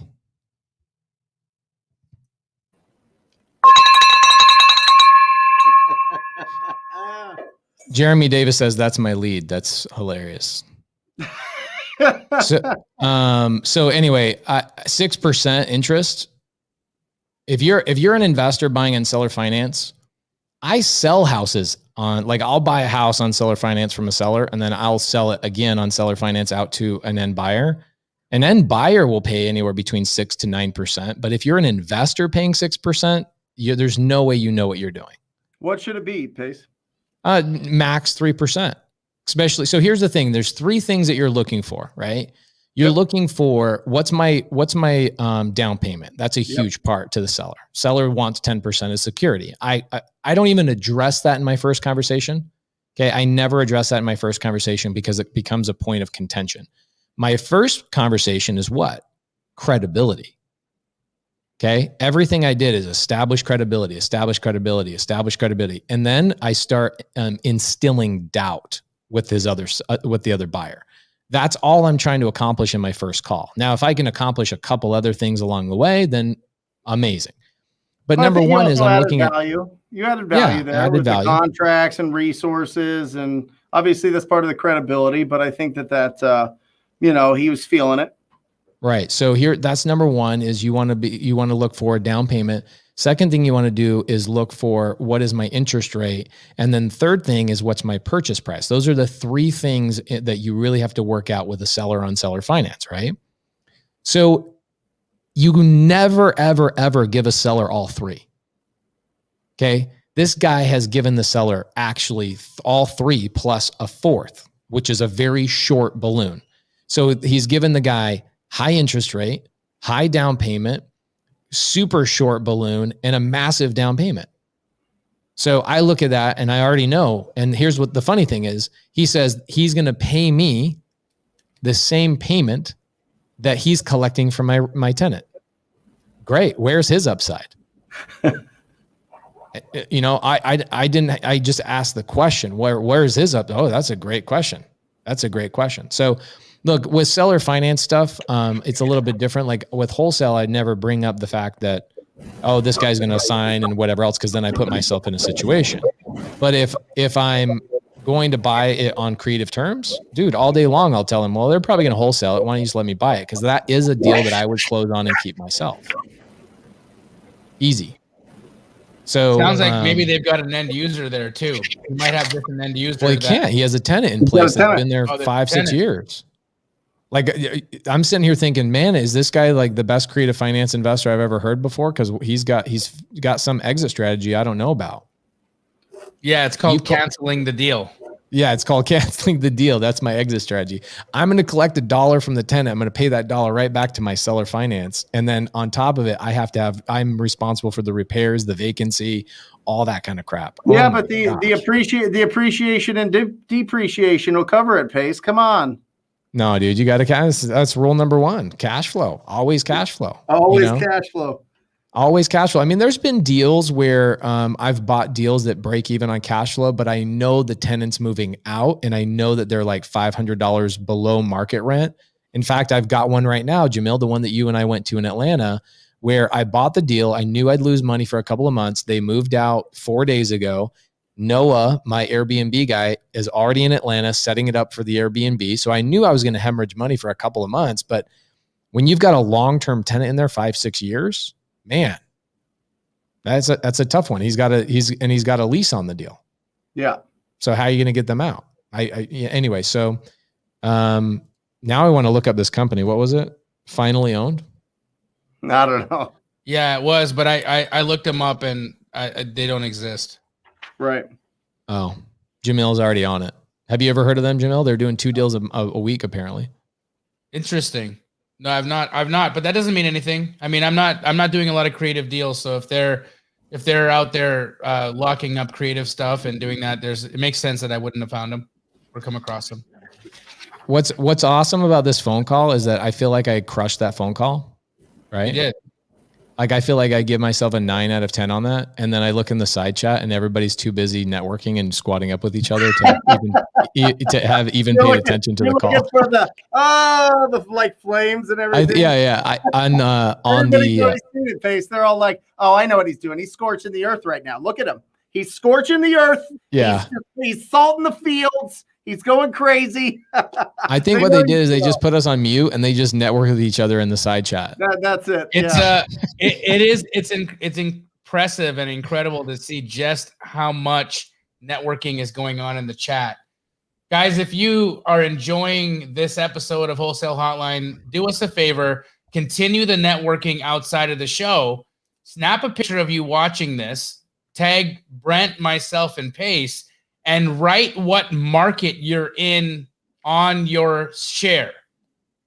Write what market you're in. So if you're in Virginia, if you're in Phoenix, if you're wherever you are in the United States, write the market you're in. We will reshare that in our stories. And then people that are watching us in our stories can link up with you and add you as a friend on IG or whatever that is. Just another opportunity for you to network with more people and connect. Let me ask you this, Pace. I met with Rafael Cortez, right, last week. And he's in a new building, and these guys essentially do what we do, but for commercial buildings. Mm-hmm. Okay. And I'm sure you're familiar, like 70% of these deals in commercial are seller finance. Yeah. Same thing with multifamily. Have you thought about going after that? What's your thoughts about commercial versus residential? I'm so afraid of commercial personally. Okay. I think I'm just not educated enough on commercial. I think multifamily. So I've got a couple of packages of multifamily that we're looking at. I'm working on multifamily deals all the time, and sellers will seller finance all the time on multifamily because they know how challenging it is to get loans for these larger packages. But commercial stuff, like, dude, I look at all the vacant buildings and I say, I'm not educated enough to know whether I should go after these things or not. I think that's another phase in my education or my evolution. You guys obviously understand it way better than I do, but it's the same thing. It's the exact down payment, interest rate, price, balloon. Well, no, I know, but I'm saying, like, what the fudge do you do with the property? You know what I'm saying? Well, like, funny that you talk about that, Pace, because we have a guest who plans to appear in May on Wholesale Hotline, and his entire superpower is figuring out new and creative ways to structure deals of that nature. I think that commercial real estate in itself is definitely right now priced exactly where you need to be in order to buy. Look, we're going back to work. Offices are starting to fill back up. People are, the world is coming out of hibernation in many, many cities. And I've been communicating with some of the top commercial real estate agents. As you guys both know, I'm buying an $11 million building myself in Phoenix. And it is the time right now to jump in if you can find yourself some good commercial, but you have to understand the play. It's not like housing. It's nothing like housing. And so you have to see, what can I do here that's creative? How can I attract new tenants? Can I rezone to mixed use? Can I add a component of housing in this as well? So if you can figure out how to creatively restructure deals, you know, Dolph was telling us a story about this piece of land he had out in the West Valley. Nobody could figure out what to do with it. Nobody could figure out what to do with this piece. You know what he did? He built a lake. He built a lake. Oh, that's right. The skiing lake. Yeah. I mean the skiing lake. Yeah. The skiing lake. And that turned into an entire project and a vertical that he took a great exit on. So really understanding that, I think would be a key piece of information for our audience. I'm excited to have him on. Yeah, I'm excited for it as well. When you're going after these, Pace, do you just look for people that own their properties free and clear if you're looking for some sort of creative financing? Like, I'm thinking of it, I'm putting on my lead generation cap here, right? Mm-hmm. And, you know, you're looking at these properties. Maybe they're in good shape. Maybe they're not the ugliest houses. Maybe there's another, you know, the front door is closed. You go in through the side. Maybe it's these good, clean properties that have good numbers behind them, good economics behind them, but the property owners still don't want them. So how do people go after these properties? Do you just do a search of 100% equity in certain areas and call them up and say, hey, would you consider a creative way to sell your house? You know? Yeah. So we don't go after just creative finance deals, obviously, right? But I get students that come to me all the time and go, I came into the game. I got plenty of money. I have a great day job. I just want to buy a rental every single month, right? And I can't do it with the burst strategy because I'm sick of getting loans. And so what I tell them to do is go after houses that are owned free and clear. And it's crazy, actually. Like, when you understand how many homes are actually paid off in the United States, it is crazy. It's over 50%. I know. It's crazy. I know. Half the houses in the country are paid off free and clear, which is great. And then do a filter of non-owner occupied. Dude. So that's one way to go. And you got to look at it in two different ways, right? So subject to is always based on pain. Right. Okay. The seller has pain with a subject to, right? They're letting you take over their existing debt. The seller finance is gain. It's the only part of real estate. You can't really do this with wholesale, is that you can't allow the seller to gain anything, because then that means you're giving up your equity. In seller finance, you can go after what they're trying to gain. Like this guy right here, obviously it's a seller finance. What's he trying to gain? He's trying to gain interest on a high sales price and start cash flowing on a property that he has no management on. There's gain there, but there's no pain. So what happens is all these wholesalers are calling these exact guys, like this Jeffrey guy, and saying, hey, I want to, buy your 255 house for 175. And he's like, get the F off my phone, right? So there's no gain. So you have to switch to seller finance and say, I'm going to go after your gain. What would make you feel like you gained something in this transaction? So that would be always own free and clear or very, very high equity, because then you can do a hybrid. I hate to bring it up, but like the house I'm personally buying for myself right now, I feel like it's going to, Jerry and I are doing a YouTube video about it all day tomorrow, but essentially you can buy houses where it's half sub 2 and half seller finance. I've got one in Atlanta right now that I'm buying on what I call a hybrid. It's half sub 2, half seller finance. So the sub 2 portion is about 150 and the seller finance portion is another 110. And the seller's giving me 0% interest on his equity. He just wants $300 a month, right? So you've got to go high equity or full equity on those deals. And then, dude, wholesale those bad boys to me all day long. I'll freaking take those things down and turn those suckers into Airbnbs, right? Like I'm shooting for I want to shoot for another $35,000 a month in passive income off Airbnbs from today going until the end of the year. So whatever you guys have in the areas I buy in, assign those things to me. I'll pay you a good assignment fee and I'll turn them into Airbnbs. But then on sub 2, the thing you go after is no equity and foreclosure, right? People with no equity and foreclosure, because again, that's another issue that wholesalers can't solve. You can't, here, I should fix this. Wholesalers can't solve with a cash offer. Wholesalers can solve it with a sub 2 offer, and then they wholesale that sub 2, right? So they can still be a wholesaler with creative finance, which is great. So no equity or foreclosure are always the best for sub 2. Love it. And with the seller financing, when you're doing a sub 2 and you're giving them seller financing, is that called something? Yeah, hybrid. Love it. A lot of people will call it a wraparound or all-inclusive deed. But I don't call it that because it confuses people. I just say it's a hybrid. It's half and half. Now I've got like some of the old dogs in the industry calling them hybrids, like after they've been calling it something else for 40 years. So the hybrid is starting to catch on, which is great. So the deal I'm buying from Jerry right now is $1.2 million sub 2 and then $1.8 million seller finance, right? You can do this on high equity or like high end luxury all the way down to mobile homes. It does not matter. There's not a single home in the country you can't do this on.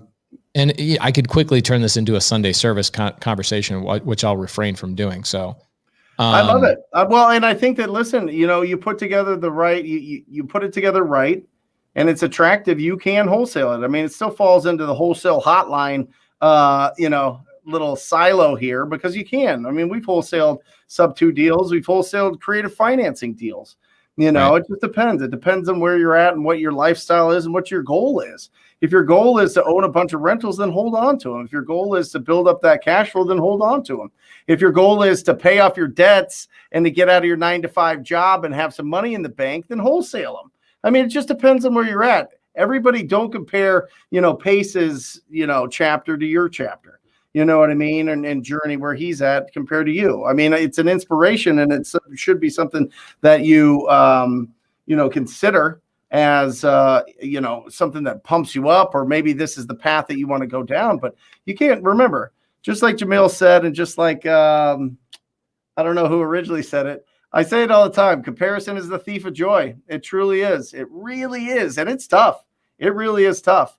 But if you're just starting out, listen to what's going on here. If you guys saw real quick, I just want to break that call down.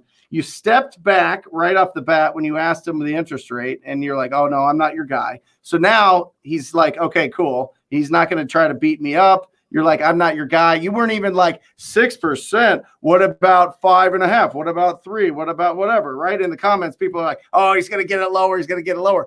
Just wait. He's getting there. He's seasoning it up. And then you start adding value. I'm the guy that people bring the deals to. I'm the guy, I've got a lot of experience here. If you need some help, I am your guy. I'll help you out, whether we work together or not. I love that. I love that, love that, love that. Because that is true. You'll send him whatever he needs. And if he doesn't work with you, it doesn't work with you. And then, as 50 people in the comments that obviously watch your Sunday service said, he's scorching the earth. He's scorching the earth. And you know what? Rightfully so, because this dude might be tied up for the next 60, 90 days with the wrong buyer. That's just a fact. And based on what he's willing to put down and the interest rate, and he's paying retail, maybe more, who knows? and he's taking over a inheriting a tenant? tenant that he's not getting any cash flow from. It just doesn't make sense. You know, No. but the one thing that I always love about you, Pace, it's my favorite thing listening to you on the phone, is your tone of voice is the same all the way through. Good, bad, indifferent, whatever. They don't know how to read you. They don't know what's going on. You sound like the authority 1 second in, and it's beautiful. So everybody watching that, whether you're calling for wholesale, whether you're calling for sub 2 creative, whether you're building your referral base with astro flipping, watch the tone, right? And you don't have to be Pace, but just watch your tone. It matters. You're going to see people react differently to the way that you use your tone. My tone is much different than Pace's tone and much different than Jamil's tone. Use your tone. Your tone is so powerful, and you're going to find some opportunities there. And if it's a good, serious opening conversation like that, don't get too out over your skis, enthusiastic and bombastic with it. The dude was pretty chill, but you let him have kind of the, hell yeah, I don't know, you know, and you were just the authority. It was beautiful. And I think that's really the connection that you make there. What do you think, Jamil? Butter lips. Yep. Yeah, Jim. Actually, so this show that Jamil and I are working on right now is going to, I think, keep me from doing my goal this year. You know, there are other goals that have popped up because of the show, but I have a goal of going to a random city, starting from scratch, right? And they, I think, essentially don't want me doing any other like reality TV type of stuff. And they look at that as like another reality show, right? So one of the things I've been thinking of on my whole drive back from California, I'm like, how can I provide like insane value to the community and show people how cool this business really is? So what I thought about, and I'm working it out and scripting it out, is that I go live every morning for 2 hours on YouTube, and I start from scratch. I have nothing, right? Like nothing. And I get an LLC drawn up. I get all this stuff done. I get cold callers going. I get all this stuff. I get a contract. I build out a whole business, right? I get the Podio going. I get everything, every part of the business. I build it out and I do it live. Like, all right, guys. So right now we're applying for an LLC. All right, guys, we're doing this. We're already doing this. And then my goal is to get a deal under contract in the first 30 days or less, probably way less, probably 2 weeks or less. And then what I'm going to do is in the audience, I'm just going to give that business away. I've got a fully operational, cold callers, leads generating, house under contract with a profitable assignment deal, and I just give it away. I give the whole business to, let's say I'm in Phoenix and I'm calling in Florida, because that'll allow me to call early in the morning, like 5, 6 o'clock in the morning, and I'll close these deals. And then what I'll do is I'll have Keegley help me sell the deal. And then I just go, I'm out. I'm going to gift this entire business that I just built. I'm going to gift it to somebody in the audience that can handle it.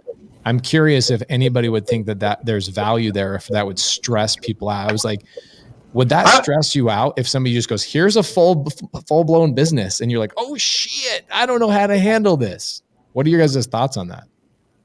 I mean, you know, I think it's fantastic, and it'd be great if you found somebody that could rise to the occasion for that. It's always interesting to see what people do with what they don't have to work for. That's it. That's exactly. I would love to watch it. But I'd love to watch it, but it's interesting to see. Where's the blood? I have, you know, I've been in many partnerships in my life, and the ones that worked were the ones that worked. Say it again. I've been in many partnerships in my life, but the ones that worked were the ones that worked. That's it. That's a great point, dude. That's it. And until that, you know, it was always resentment. It was always fighting. It was always, you know, I'm doing this, you're not, you know, and it's just, people just don't show up. You know, they just don't show up. You know, and Pace, Brent, you guys both know this. We get thousands of DMs on a weekly basis, and this isn't to say anything negative. This is just being real. But people will ask you, you know, what do I do? How do I get started? And what I'll sometimes respond with, or I'll have someone from my team respond with, is asking them to do something small, not in terms of like, or buying something or anything like that, but do something small. Show something small. Show us that you like, you know, go do this and bring me the result. And you know that 95% of those messages never get responded to again because that person now has to go and do some work. It's Yep. interesting. That's It's a good interesting, point. right? So I'm again, I love it. I love it. But it's about actually doing the thing, right? Being the person who teaches the man to fish and not just slapping people with fish.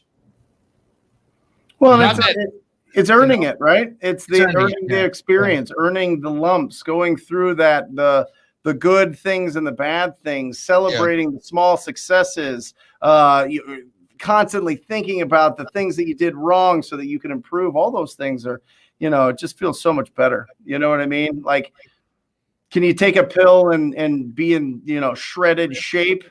Would it feel as good as if you like earned it and you lost a bunch of weight and you feel great? I don't think so. I think you'd feel a lot better if you earned it.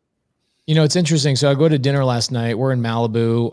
Jamil and I, like we said, we've been out there for a week working. So we bring, Cody, my partner, was out there with us, and then his girlfriend Hayel was there.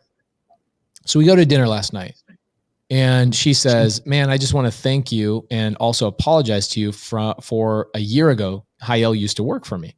Okay? And now she's off on her own, making 200, 300 grand in less than a year in this business, like crushing it. And she's just like, now I'm at a point where I'm having to hire people and manage people, and I'm having the same conversations you were having with me. And I remember now when you told me, just freaking wait, one day you're going to be going through it yourself, and this is just finally going to make sense." And she's like, it wasn't until I actually went through it myself that I realized everything you were teaching me started to sink in. But if I didn't go through this myself, the words were going in and going out the other side. Like, I had to be in the thick of it. I had to learn the hard way. This is why, especially me, maybe there's more enlightened souls than me, but I'm the guy that has to touch the stove to know that it's hot, even after being told that it's hot 3 times. Right. So that's a great point, Jamil. I might need to sit down with you and like have you help me script out, like, what would be a good outcome for something like that? Is it I work on it for 2 hours a day, and then I basically put like 3 or 4 people doing the lead follow-up while I'm out in the field all day long, and whoever does the best lead follow-up ends up getting the business, and it's like more of a competition. Some infrastructure that creates some workflow to get it right, because Rhonda Thomas, who I know very well, she's an astro student and she's a dear friend.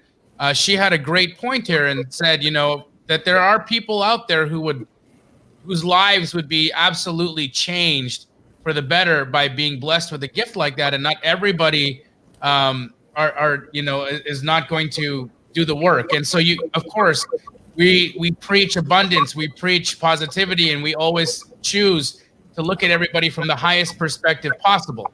I don't want to just immediately assume that people are going to be lazy and not do with what you or not gain or develop what you provide them, right? So we got to create the gauntlet that people have to go through in order to prove that they can handle a gift of that nature. Yeah, I mean, so last year, we did the competition called the First Deal, right? Where I gave away one of my fix and flips and we split the profit, right? So I found the deal, I closed the deal, I ran the construction, I listed the property, I paid for everything, managed everything 100%, and then I gave half the profits away to somebody who I've never met before. Okay. Right. And we wire transferred this person end of last year. So like December 24th, like right around Christmas, $23,000. I've never met this person before. Okay. Never. What was my hope? My hope was that they were going to be in my Slack channel. They're going to be watching my team operate a fix and flip. And then they were going to turn around and teach a bunch of other people. Do you know what happened the second that $23,000 got wired? See ya. Nobody's ever heard from them ever again. Right. Yeah. And so it's not that look, I'm trying to do things that nobody else has done in this industry, right? We are all doing that. And so I'm thinking, how can I, it goes back to Tom Kroll. One of my favorite things that Tom Kroll ever said to me, he said, you and I were in Florida, Brent, and he says, you can't just lead a horse to water. You have to freaking shove the water down the horse's mouth. And so my thought is like doing fun competitions and fun giveaways and forcing people to, participate and putting them in a situation of pure empowerment. And in the same time, practicing my addiction of giving things to people. I have this addiction. I can like create this amazing world, but Jamil's right. that was an interesting thing. It took my team 5 months to do that project. We made half of the money that we would have and normally would have made. So I had people on my team that got half the commissions and half the everything else. And then boom, haven't seen that person since the day we wired the money. Yep. And well, so listen, Pace, I mean, this is just my opinion, but you know, take it for what it's worth. You already are changing the industry. You're already doing 100%. things. Hey, Jamil, you're already changing the industry. You're already doing things. Hey, me, same. I feel that way. I mean, this is just a different world. And, you know, so I don't think that, you know, you have to give away. I think everybody in this, I want for everybody on this show to feel what it feels like to pick up that check at title after calling somebody up, after talking to somebody, after getting a referral, after squatting up with somebody, getting real money that they take a picture of with their phone and they deposit it into their online banking account and it goes to their family. Everybody on here can do that. They have the code. They have the cheat codes. They have the double cheat codes. They have the triple cheat. Like everything is there to be able to do that. And everybody will. I firmly believe that everybody on this show will do a deal. And then it just depends on if they want to keep doing it, if they want to have the obsession, if they want to build their business, if they do want to replace their job, if they do want to like really be the real estate entrepreneur in their family that is going to change everything for their family. Do they really want it? I hope so. I believe so. That's what I believe. Everybody watching this, whether it's live or recorded or whatever, I believe everybody has all the tools that they need. They just need to push go. And you're already doing it, Pace. You're already doing it, Jamil. Well, speaking of which, just let me highlight this one last time. Everybody that joined late, the Sub 2, Astro, and TTP students are going to be doing a collective role-playing competition. The finals are this Wednesday. I gave out the Zoom link. It is we're bringing the public, even if you're not a student. Somebody's going to ask this in 4 seconds, but do I have to be a student? The answer is no. Make sure you show up early because Zoom has a limit of 500 people. We have maxed out Zoom multiple times with this stuff. We can't bring any more people in. And if you're going to text me at 5:01 and say, I can't get in, can you, sorry. Show up early. It's Wednesday, 5 p.m. What we're going to be doing is 2 people are going to be doing a role-playing competition. Brent, Jamil, Steve Trang are going to be the judges, and we're going to rate it. And it's going to be a community building activity, and we're going to think about maybe doing more of that stuff in the future, maybe during the middle of the day so we don't have to take time away from our families. But Eduardo Cruz says, what kind of role play? There's only one kind of role play in this industry, bro. That's it. Yeah. One type. I'm not going to. Anyways. So Jamil, do what you want. No. I wanted to give the final JV piece. Do it. That I had. Yeah. And that was be the missing link. Be the missing link, right? So when Cody reached out to Pace, what was Cody to Pace? His missing link. Yeah. And how did he know that? He listened. He communicated with Pace and he listened to what Pace needed from someone, right? And provided the missing link. I speak to students every day, Pace, I know you do, and Brent, you do as well. There's some people out there who are doing a ton of work and need a few $100s for earnest deposits. Yep. Be the missing link. Yeah, Be 100%. be the missing link. Ask questions and be the missing link. Look, we're not always all going to be able to do the exact same thing, but we can be the missing link. And if you can do that, you can JV. Yep. I wrote that one down. That's so good. You want to close us out, Jamil? Absolutely, guys. It becomes more and more and more evident to me every single day just what a blessing this community is to be able to bring together the 3 most key elements of this wholesale real estate business model, to be able to have the 3 best, in my opinion, to do it, from lead generation, seller conversion, and I guess I'm okay at dispositions, to bring us all together to be able to be here on a week after week. We show up tirelessly. We show up regardless of what we have going on in our lives, broken or traveling in a car, in an Airstream, wherever it may be, we find an opportunity to get here. And we do that out of our, taking away time from our families and all of that, because we know the impact this is having on your guys' lives. So let me ask all of you to do this. If you appreciate and you love what we do for you, do that for someone else. Do that for someone else. If you've already done your first deal and you've already gotten some success, find a way this week to turn around and find someone who's struggling in the business or struggling to get their first deal and be their missing link. Because that is how you will gain, that is how you will grow, and that's how you will become the people who we pass the torches on to later on. As we age out of this business or stop doing what we do, there's going to be individuals like yourselves who are going to be able to take on the torch and continue this on. And that's the way we want this business to go. So from Brent Daniels, Pace Morby, and myself, you guys continue to squad up, continue loving each other, and we'll see you next week. Love you guys.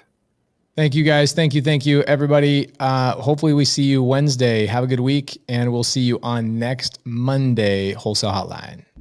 Or just say squat up. So squat up and enjoy the show. Yeah. Yeah. Okay.